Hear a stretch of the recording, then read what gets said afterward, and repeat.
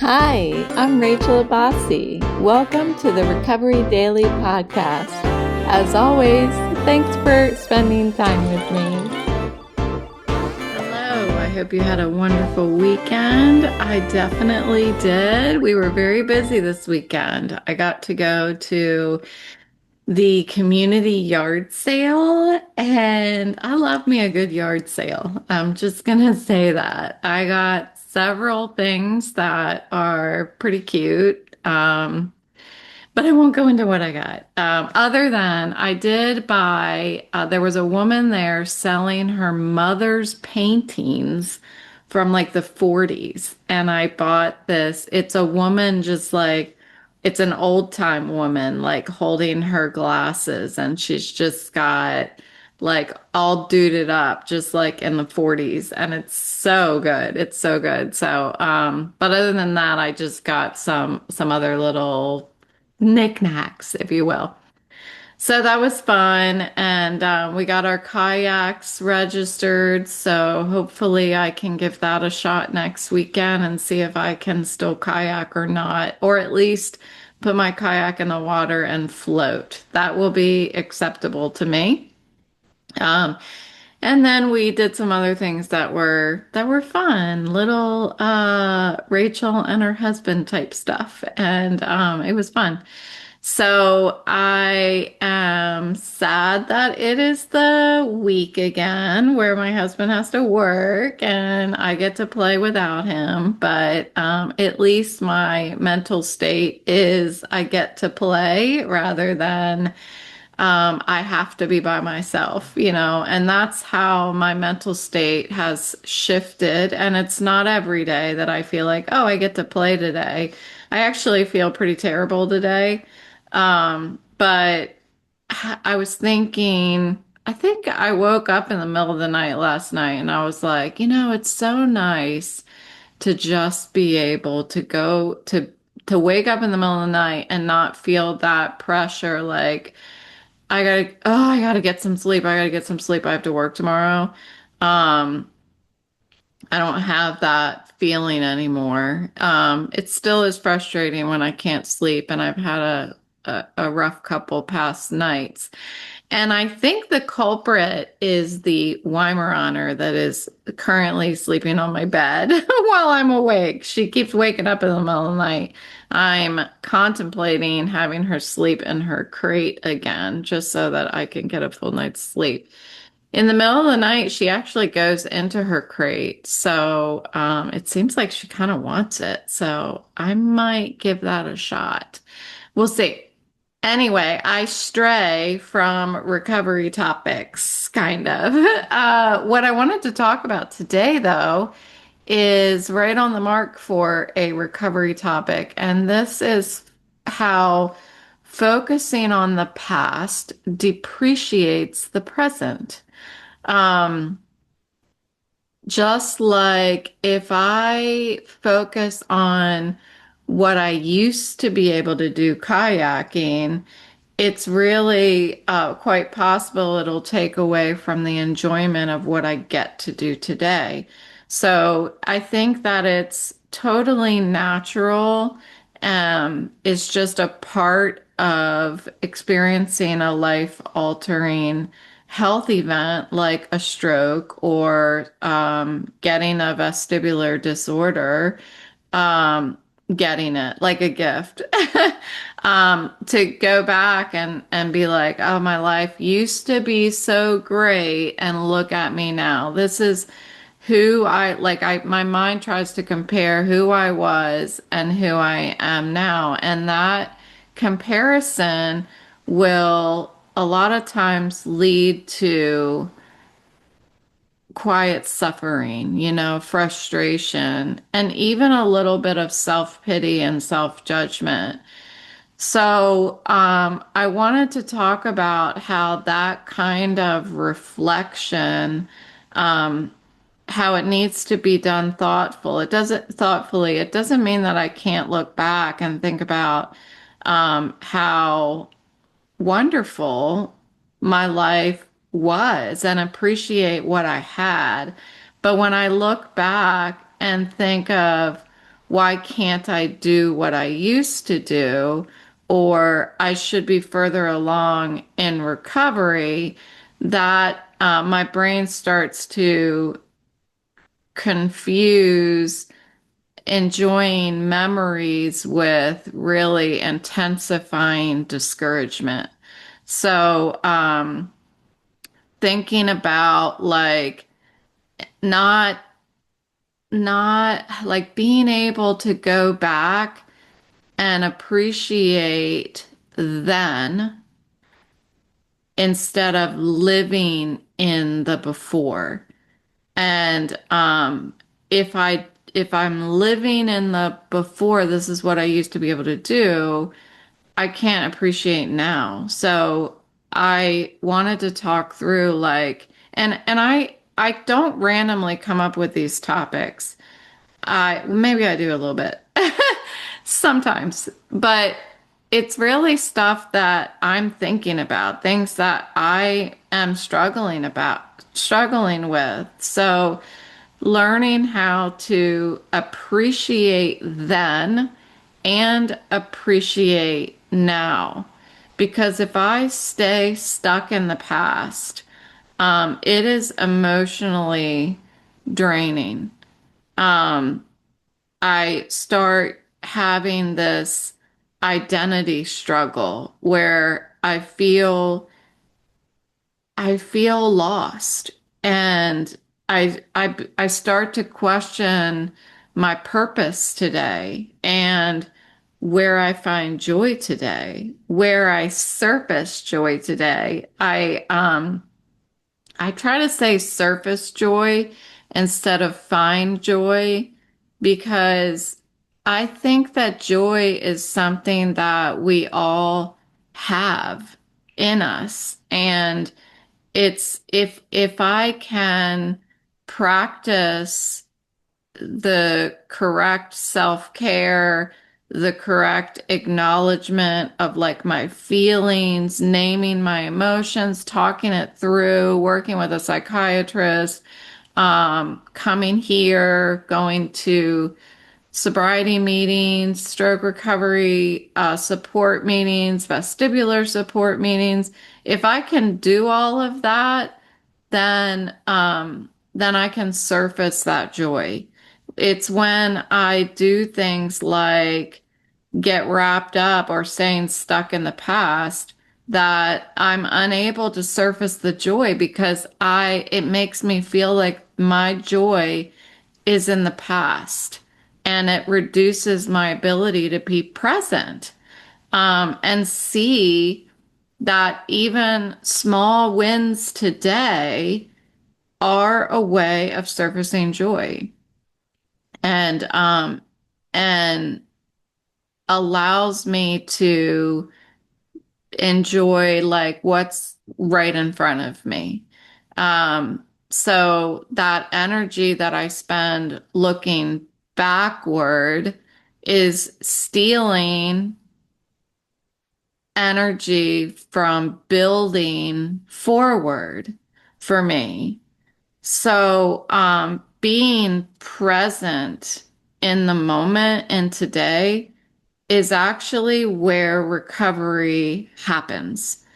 When I'm looking back and mentally living in what I used to be able to do, I'm not moving forward. I'm not healing who I am right now.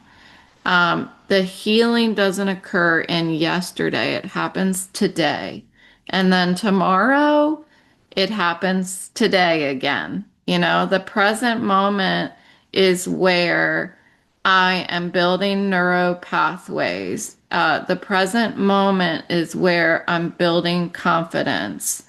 The present moment is where I'm trusting my body and my mind to do what is right in front of me, what I'm doing right now. And that is so important for me to try to stay in right now. When I was going to bed last night, I had terrible thoughts while I was going to bed last night. Just morbid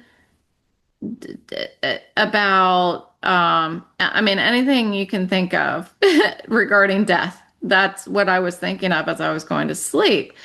And and I caught myself and I thought, um, Rachel, you need to stop. Like, there is nothing good is able to happen when I'm back there or I'm thinking of what I should have or could have done in the past.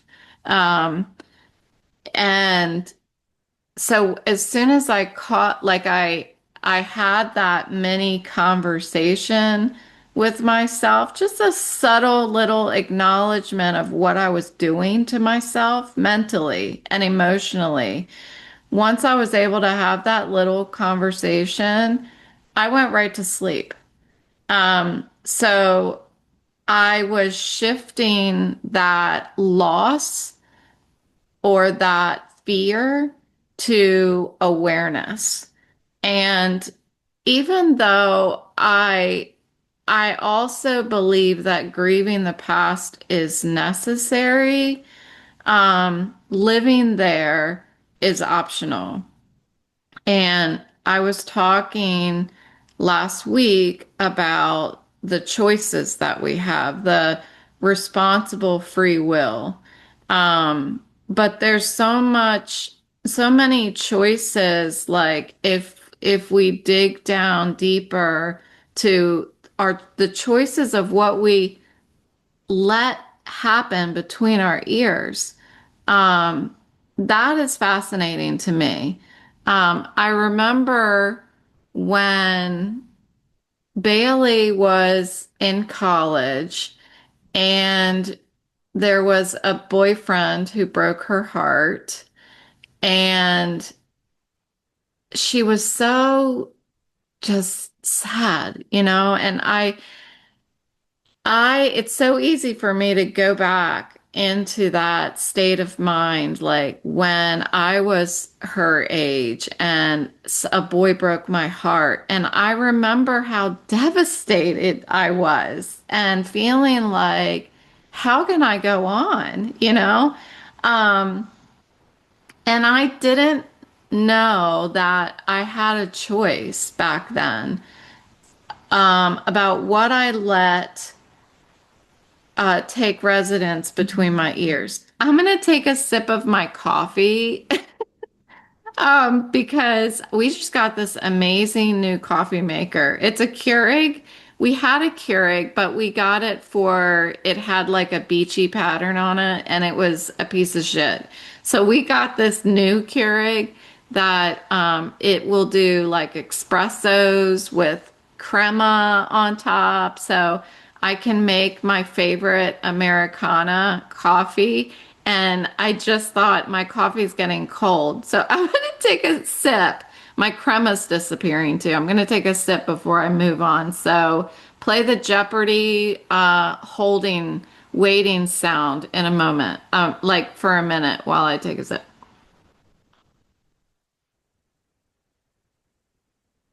Oh, yeah, that's good. Mm. I'll have to heat it up after I record. Okay, so sorry about that, but you got to do what you got to do. So grieving the past is necessary, but living there is optional. So it's important for me to notice what works for me and what doesn't work for me. What thoughts add value to my life and what thoughts do not add value to my life. And I say to my life, I should say, what thoughts add value to the present moment and what thoughts steal from the present moment. Um, and it's also important for me to notice over time what um, what mental exercises, I'm going to see if I can articulate this appropriately. What mental exercises or mental redirection that I do when I have different intrusive thoughts, or if I'm caught up or stuck in negative thinking or grieving, what are the things that I do mentally that improve my thought patterns over time, even slightly? Um, am I able to shift from this is what I used to be able to do, but I can still do XYZ? Am I able to shift well from in that mental state? Like, am I doing a good job thinking about what is still possible in my life? Am I replacing comparing my past and my present with curiosity, with hope? Um, or do I find myself like constantly fighting it?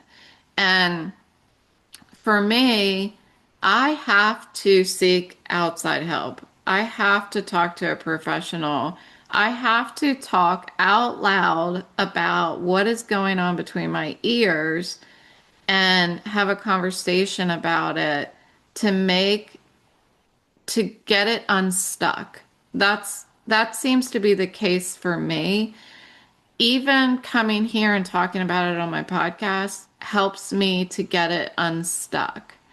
Um, so that I can really reframe the thoughts.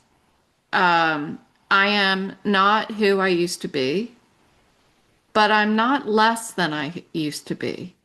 And that's what, after suffering a stroke, that's what it feels like. And I haven't ever articulated that, except for right now, is that um, it feels like I'm less than I used to be. But that's not what I am. I'm not less than, I'm different. I'm not who I used to be. I'm different than who I used to be. I still have that little girl that I talk about all the time inside of me that I'm taking care of. That's me. That's the core of me. That's what I think about her as, is that little girl, that unscathed from society and the world little girl that lives inside of me. And she's still there. So when I talk about identity, I sometimes feel a little leery about saying that I'm developing a new identity or that I'm becoming someone new, because I'm still me. I'm still the person I've always been, but my abilities are different. And I absolutely believe that as I'm talking through this, that I'm not less than who I used to be, because there are things that I can do now that I never had the patience, um, the patience, I can't think of what word I'm trying to say, but like the patience to do, for example, this big gigantic painting that I'm constantly looking at on the other side of my computer while I'm recording. I never had the patience to do it. That's a gift, though, to be able to have time now that I never had before in order to do things like the painting, like, um, embroidery, which I just finished embroidering this cottage scene, which if you want to see it, I'm going to post it on Facebook either today or tomorrow. Um, so I'm definitely not less than who I used to be. So, but as I'm understanding this new version of me, how about that? That's what I typically say, Rachel version 3.0. that is shaped, that version of me is shaped with, or shaped by resilience and awareness, self-awareness and persistence. Um, so my mind just went blank. So some of the ways that I challenge these intrusive thoughts, like last night when I was trying to fall asleep, and I was thinking of these negative, scary things, sad things.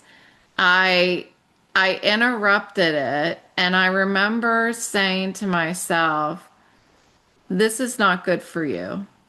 So I recognized it, but I didn't like give meaning to it. I'm gonna have another sip of my coffee.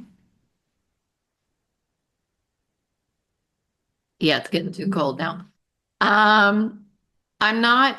I didn't like think, oh, you're doing it again. I recognize that I'm thinking really terrible thoughts. I wonder what that means. I don't do that because what does it mean? It means I'm human. That's all it means. So, just adjusting expectations of myself, like being gentle with myself and meeting myself like right where I am, and and understand that okay, I'm thinking all of these terrible things. This isn't good for me. I'm going to choose to think of something different. And what I did think about, it just hit me what I was thinking about is a craft project that I'm working on that I'm not going to talk about right now because I don't know that it's going to be successful, but it's a huge project. I haven't even told my husband. And it has to do with cardboard boxes. That's all I'm going to tell you. Um, but I started thinking about that and I fell right asleep. So a lot of times when I start thinking about my paintings or what I want, what kind of jewelry I want to make with my recycled jewelry or that kind of thing, it is a great practical way for me to return to the present, to get into what are things that surface joy right here, right now.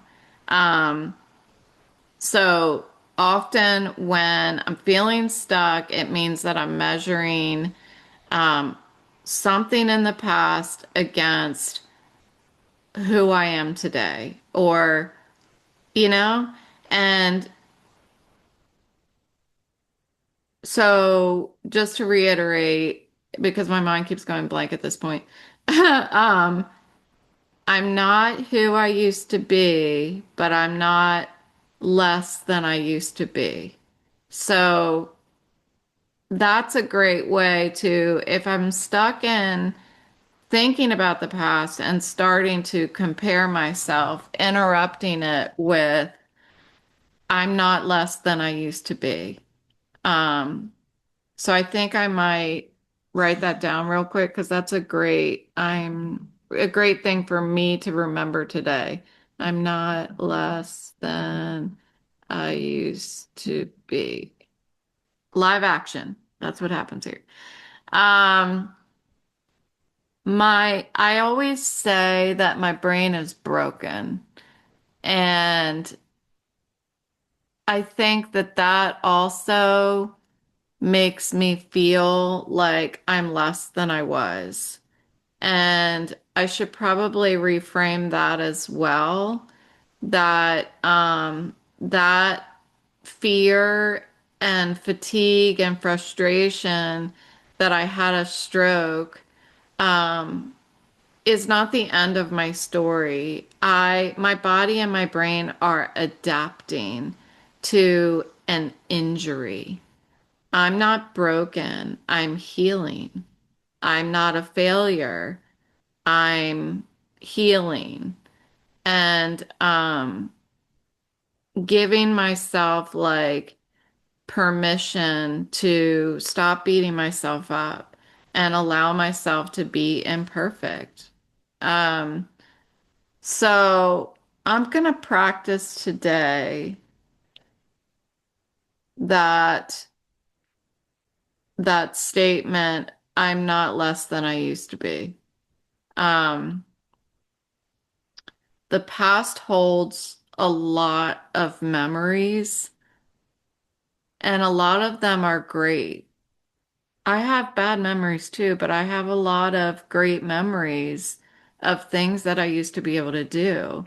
But the present is what holds my life. Um, I only have today, as I learned in my sobriety program. And every moment I spend wishing for before is a moment that I'm taking away from now. And now is where my recovery is, where my growth is, and where my serenity is. I cannot think of the past and feel serenity. I can't. I mean, I may retract that at some point, but where I feel serenity, my definition of serenity is that nothing is wrong right now. So my serenity is only experienced in the present. I can't think of beautiful, harmonious moments of my past and feel serene, um, because it doesn't include in the equation what is happening right now. I can only feel serene in the present.